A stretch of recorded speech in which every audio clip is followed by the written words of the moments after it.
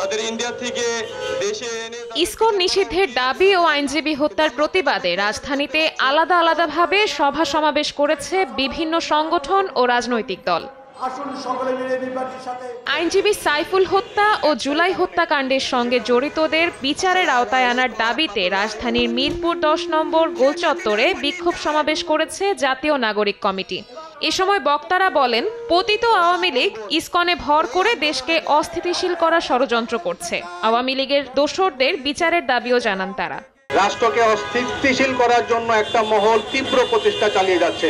আওয়ামী লীগ এবং এর অঙ্গ সংগঠন যুবলীগ, ছাত্রলীগের সন্ত্রাসীরা এখনো প্রকাশ্যে দিবালোকে ঘুরিয়ে বেড়াচ্ছে। তাদেরকে অতি দ্রুত গ্রেফতার করে বিচারের আওতায় আনতে হবে।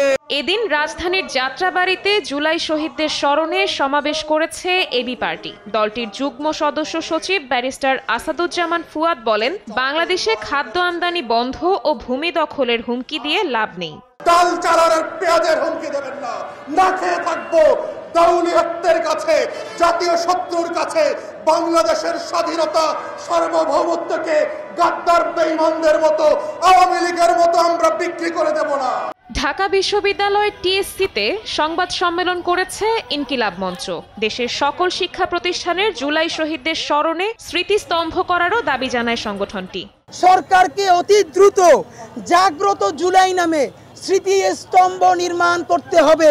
ডিসেম্বরের 1 তারিখ থেকে 7 তারিখ পর্যন্ত শহীদি দিবস ঘোষণা সহ শহীদি সপ্তাহ পালন করার আহ্বানও জানান ইনকিলাব মঞ্চ। এবং সরকার যদি বলে শবনব নিবিড়, সময় সংবাদ, ঢাকা।